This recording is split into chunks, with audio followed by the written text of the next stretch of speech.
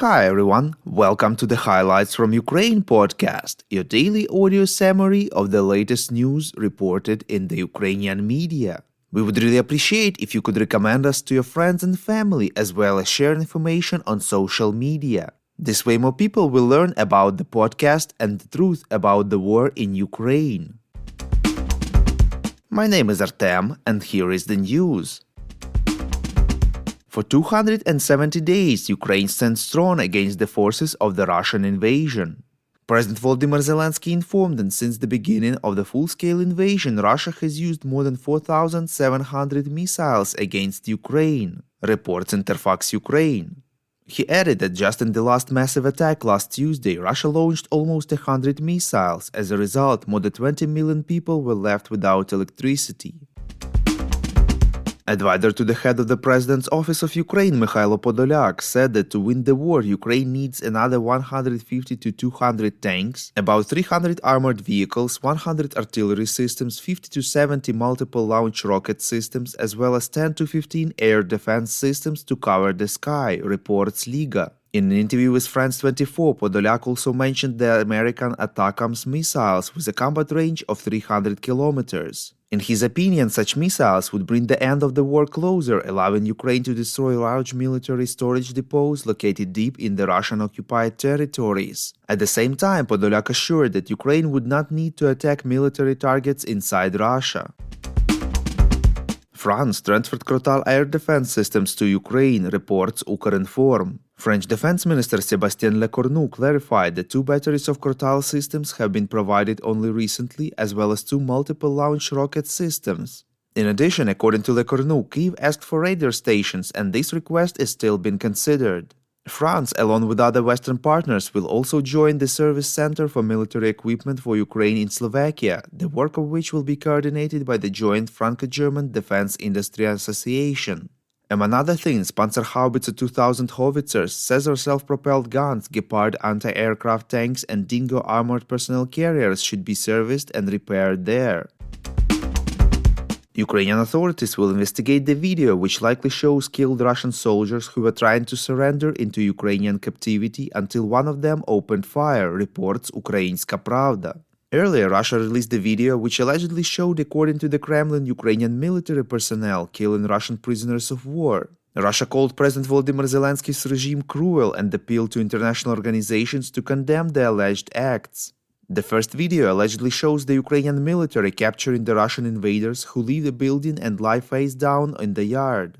After that, a man with a weapon, presumably a Russian military, comes out of the same building and opens fire. The video abruptly cuts off. The second video allegedly shows the bodies of people wearing the same clothes as the live occupiers in the first video.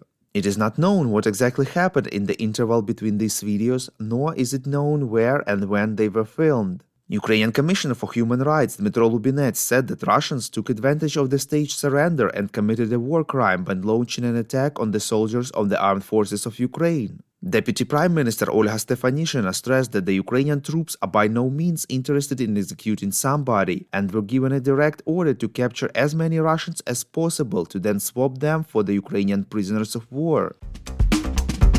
In his evening video address, the president said that the fiercest battles as before were in the Donetsk region. Although there were fewer attacks yesterday due to the deterioration of the weather, the number of Russian shellings remain extremely high. In the Lugansk region, little by little, Ukrainian troops are moving forward with battles. As of yesterday evening, there had been almost 400 shellings in the east since the beginning of the day. Polish Prime Minister Mateusz Morawiecki informed yesterday that the data collected during the investigation into the explosion of a rocket in the Polish village of Przewodu has not yet made it possible to establish exactly where it was fired from, reports European Pravda. He stressed that Poland had invited experts from Ukraine, NATO and the US to investigate. The explosion in Przewodu occurred on the afternoon of November 15th, shortly after the start of a large-scale missile strike by the Russian forces on Ukraine. At first, it was assumed that a Russian missile fell on Przewodu and unofficially reported that there could have been 2 missiles. Subsequently, it was reported that according to preliminary conclusions of Polish and American experts, it was most likely a missile from the Ukrainian air defense system. Polish President Andrzej Duda called the explosion an accident. He also stated it understands the President of Ukraine Volodymyr Zelensky, who expressed his conviction that the missile that fell on Tuesday on the territory of Poland was Russian. The Ukrainians import 8.5 thousand power generators every day, reports Ekonomiczna Pravda. According to Prime Minister Denis Shmyhal, every Ukrainian can import a generator or charging station from abroad without paying customs duties or VAT. Deputy Economy Minister of Ukraine Tatiana Berezhna stated that at least 5 million people in Ukraine have lost their jobs, reports Slovo i Dilo. According to her, fighting continues on the territory where 10 million workers were employed. About 7 million people have already left the country due to hostilities, which significantly affected the growth of the unemployment rate. Currently, one of the key priorities of the government's work is the stabilization and restoration of the economy, the development of the labor market, and the return of Ukrainian citizens to their homes. The deputy minister added that in the neighboring Poland, about 1.5 million Ukrainians are currently under the temporary protection program. If you like what we do and would like to tip us, you can now do so directly to our PayPal. Check out the link in the description to this episode for more details. And as usual, you can subscribe to our Patreon. In gratitude for your help, we will give you access to a series of exclusive episodes on wartime life in Ukraine.